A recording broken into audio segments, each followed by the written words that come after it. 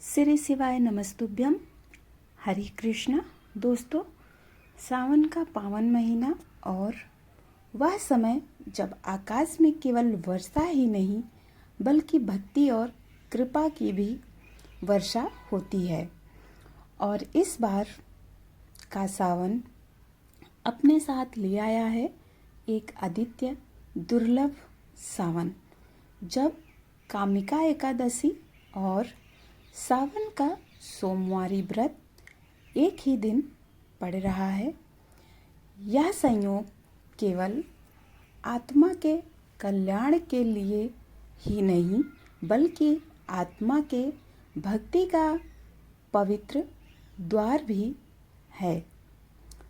इस दिन हम पूजते हैं भगवान शिव को भी और भगवान विष्णु को भी, और यही दिन हरिहर एकत्र की उसे पुनर्भावना को जागृत करता है। दोस्तों, जिसे कभी कोई ग्रंथ अलग नहीं कर सका, उसे कलयुग के लोगों ने क्या किया? कभी कहा मैं शिव का भक्त हूँ, कभी कहा मैं विष्णु भगवान का भक्त हूँ। और इस तरह भक्तों ने ही दोनों भगवान के बीच भेदभाव खड़ा कर दिया। दोस्तों, एक समय की बात है, एक गांव में एक छत्री रहता था। वह अपने आप पर बहुत गर्व करता है, खासकर अपनी शक्ति और बल पर उसे अभिमान था। साथ ही दोस्तों, क्षत्रिय भगवान को बहुत मानता था, लेकिन उसके मन में घमंड था। वह हर दिन भगवान विष्णु की पूजा करता और उनकी उपासना में लीन रहता था। एक दिन वह किसी महत्वपूर्ण कार्य के लिए घर से बाहर यात्रा पर निकला। रास्ते में उसकी मुलाकात एक ब्राह्मण से हो गई। दोनों में किसी बात को लेकर झगड़ा हो गया। झगड़ा इतना बढ़ गया कि बात हाथापाई तक आ पहुंची।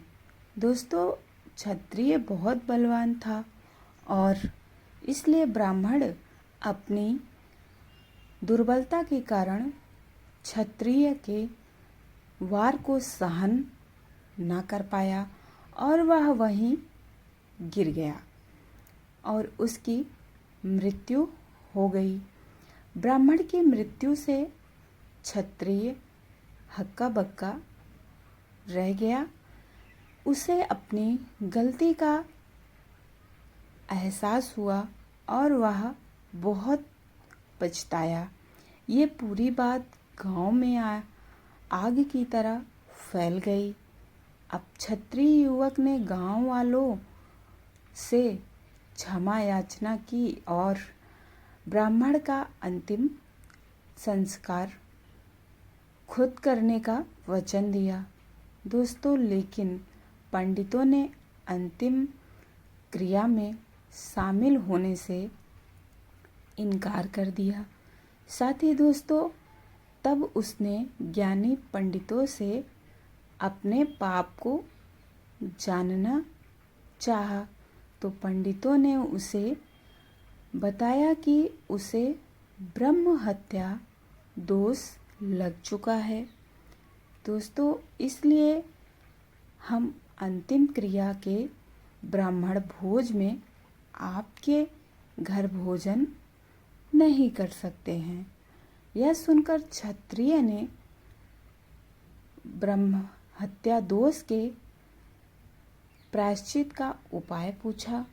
दोस्तों, तब पंडितों ने कहा कि जब तक वह सावन मास के कृष्ण पक्ष की एकादशी तिथि को विधि पूर्वक भगवान विष्णु की पूजा नहीं करता है और ब्राह्मणों को भोजन नहीं कराता है और दान दक्षिणा नहीं देता है, तब तक वह ब्रह्म हत्या दोष से मुक्त नहीं हो सकता है।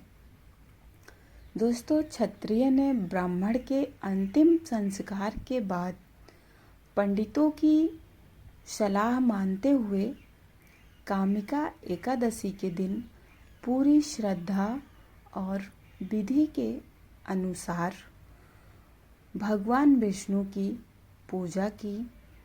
फिर उसने ब्राह्मणों को भोजन कराया और दान दक्षिणा भी दी। इस तरह भगवान विष्णु की कृपा से वह क्षत्रिय ब्रह्म हत्या दोष से मुक्त हुआ।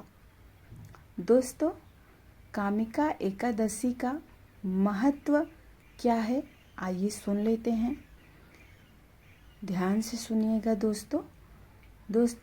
भगवान कृष्ण बोले, हे युधिष्ठिर, श्रावण मास के कृष्ण पक्ष की एकादशी को कामिका एकादशी है।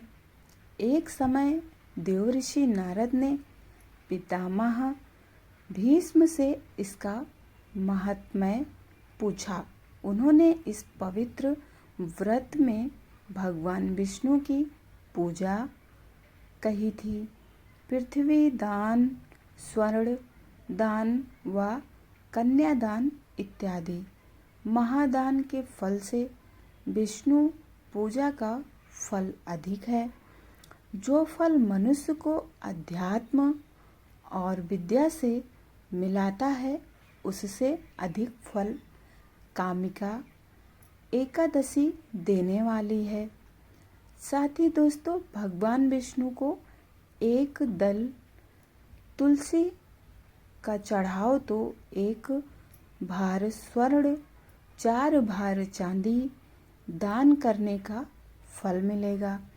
तुलसी के दर्शन मात्र से पाप भस्म हो जाते हैं।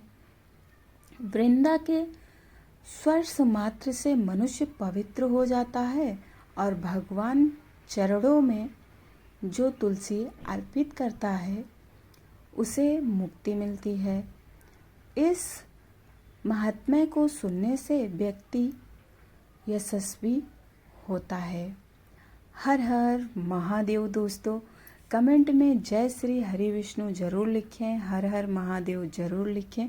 वीडियो को लाइक सब्सक्राइब करें। धन्यवाद।